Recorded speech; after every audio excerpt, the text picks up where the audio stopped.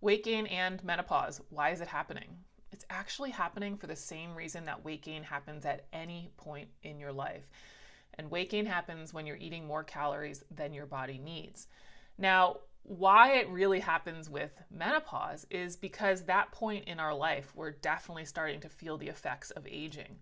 And this quote from this article that I'm going to talk about, I really like it, so I want to read the quote directly. And that is, the relationship between menopause and aging can be difficult to disentangle because both progress concurrently.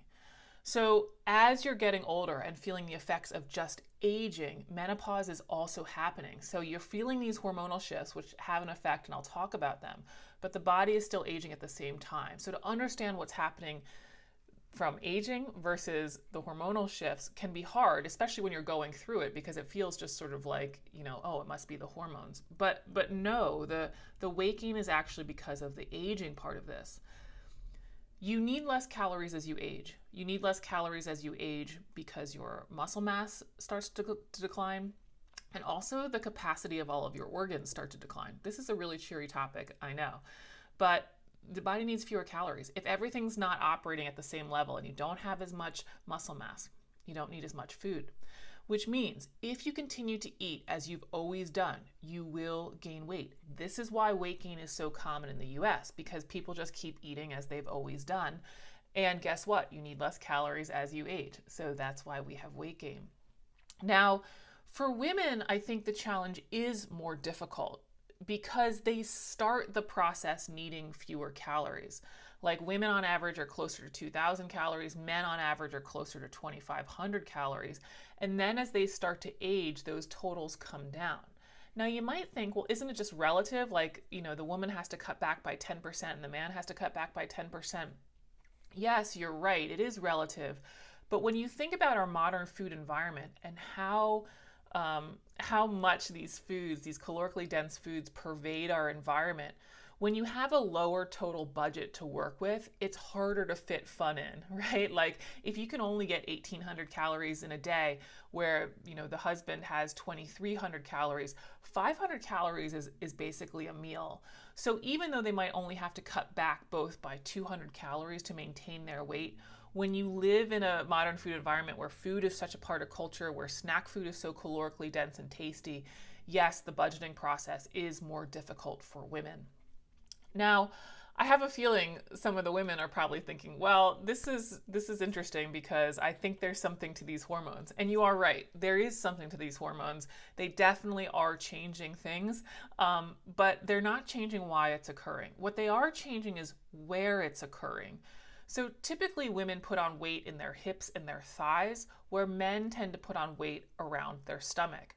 So with menopause, as estrogen is coming down, and then women have a higher testosterone to estrogen ratio, they now look more like a man, so the weight's going to accumulate around the stomach. But it's happening for the same reason. It's happening because they're eating too many calories to what their body needs.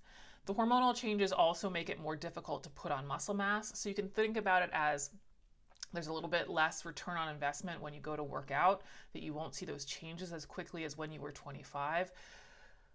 It's not great, but it just means that as we age, we have to change our strategies. We have to. Otherwise, we definitely will gain weight.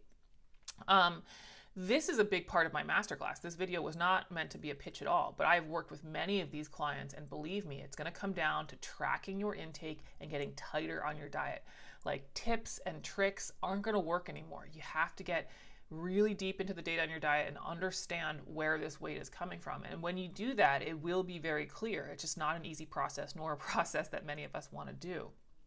But this is what you have to do, is you have to take an audit on the food coming in, because absent of hormone replacement therapy, what are you going to do about it? I think that's the other thing that gets lost in this conversation about hormones. Like, okay, the hormones are changing. Are you planning on taking hormones? Now, some people do, and that's fine under the direction of a doctor. Some people don't want to do that. Okay, so what are our options? Our options still come down to diet and exercise. It means we have to get tighter on the diet, and it means that we have to make sure that we're maximizing exercise. Okay, last thing that I want to talk about is that study that I already quoted from. Now, I actually can't pronounce this author's last name, But the title of the article is Fat Mass Changes During Menopause, a Meta-Analysis, and it was in the American Journal of Obstetrics and Gynecology in 2019. I'll put a link to it below the video. Now, this is an observational study, meaning we can't draw causality from it, but they looked at a big sample size because they were combining results from a lot of different studies. They looked at over 1 million women, so almost 500,000 in premenopause and then over 500,000 in postmenopause. And what they found was that the fat accumulation, the weight gain, was more attributable to the person's age than their menopause status. So that's why I'm saying, this stuff is happening because we're aging, not because of the hormonal change. They also found, of course, that the weight accumulates in the different places. That the menopausal women, the weight was accumulating around the waist, just like I mentioned. So the hormones are changing where the weight is going, not why it's happening. And I just want to read their conclusion here.